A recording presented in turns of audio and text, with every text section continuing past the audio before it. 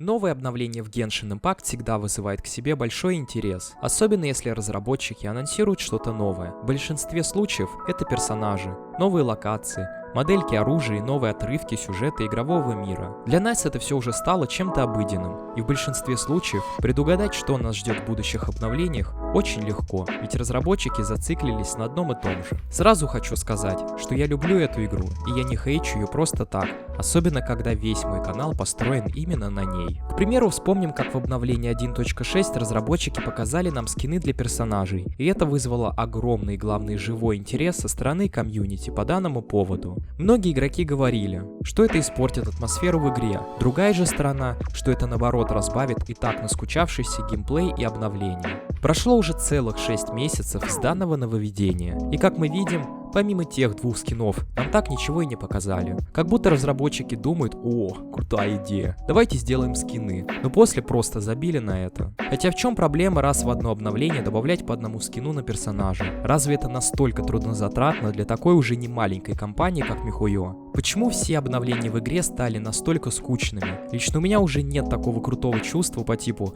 о, скоро новое обновление. Оно нам принесет действительно что-то интересное. Уже огромное количество времени разработчики выпускают почти одних и тех же персонажей. Копье, лук, копье, копье, меч, копье, двуручный меч. Когда игра только начала свой путь популярности, разработчики добавили такого крутого персонажа, как Чайлд. Отчасти это совершенно далекий персонаж от однотипных кукол. У него совсем другой геймплей. Хочешь — дерись мечами, хочешь — поменяй стойку и пуляй стрелами с водичкой на расстоянии. Лично я, когда увидел анонс этого персонажа, я очень сильно обрадовался, так как видно, что разработчики делают что-то новое. Они придумывают действительно уникальных персонажей, они идут клепать пачками персов, изменяя лишь их вид и голос. К сожалению, так и происходит. В первую очередь понятно, что Genshin Impact это гача игра, и делать новых персонажей это смысл таких игр. Но делать гачу в якобы подарках от разработчиков это уже, как по мне, край.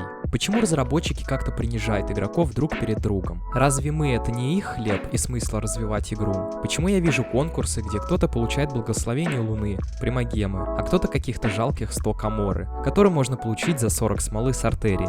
Разве нельзя сделать общую награду для всех? Хоть и маленькую, но мы будем знать, что получили так все, а не то, что я такой лох, которому не повезло. Я думаю, уже все видели кучу видосов от игроков в ТикТоке и их мнение по данному поводу. Многие из них говорят, что разработчики якобы такими способами искусственно увеличивают актив проекту. К примеру, в последнем событии, чтобы получить крылья, нам нужно платно подписаться на определенных людей на Твиче, и после этого мы сможем получить код на планер. Так вот, в видосах многие говорят, что MiHoYo такими способами делают вид, что Genshin Impact на Твиче находится не в самом низу по зрителям. Ведь игрок, который купит подписку у непонятному ему стримера, будет его смотреть время от времени, ведь не зря же он ему деньги подарил. Так вот вам и актив на Твиче. Когда я впервые увидел пост о том, что в крупных городах России, как Москва и Санкт-Петербург, стали замечать автобусы с рекламой Геншина, я опять же обрадовался. Ведь думал, что разработчики действительно подходят к своей игре максимально серьезно, раз появилось такое даже в нашей стране. Хотя, как я понял, это лишь для того, чтобы привлечь еще больше народу и срубить опять же мани. Мы прекрасно видим, как комьюнити игры, можно так сказать, воюет с разработчиками, с их же игрой. Про юбилей уже отчасти страшно говорить, так как многие якобы всем довольны. Но получить на целый год, проведенный в игре, 10 круток,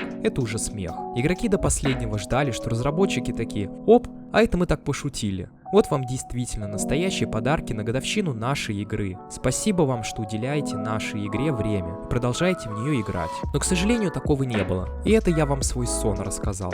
Комьюнити это поняло и начало максимально негативно откликаться об игре везде, где только можно. Play Market, App Store, официальный Discord Genshin с диким спамом сообщений и миллион постов на Reddit'ах. И только после того, как разработчики поняли, что походу мы что-то сделали не так, закрывая просто свои глаза и игнорируя в течение огромного времени проблему, подарили нам не уникальный подарок на годовщину, а платный набор с концерта. Нужно было еще в подарочном сообщении написать типа: «Нате, жрите, добились своего». Так, думаю, было бы правдоподобнее. Еще раз хочу сказать, что я люблю Genshin Impact и до сих пор продолжаю в него играть. Я в нее уже 405 дней подряд захожу, хотя я ее забрасывал в самом начале почти на месяц. Игра, как по мне, не очень годная, но так как сейчас она развивается, лично мне не нравится. Я думаю, я вспомнил лишь малую часть примеров и проблем игры, и буду очень рад, если ты напишешь свое мнение по игре в целом в комментариях. Ох, чую, с говняхами меня смешает за свое мнение. Надеюсь, в будущем я буду и также получать то самое прекрасное чувство от новых обновлений игры. Спасибо тебе за просмотр. Не забывай ставить лайк и подписываться на канал. Также в описании есть ссылочка на Twitch. Там мы смотрим аниме. Ну и про дискордик не забывай. Ссылочка также в описании. Спасибо еще раз за просмотр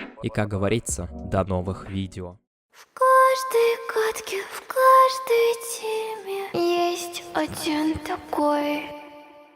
Некто еще минус 7.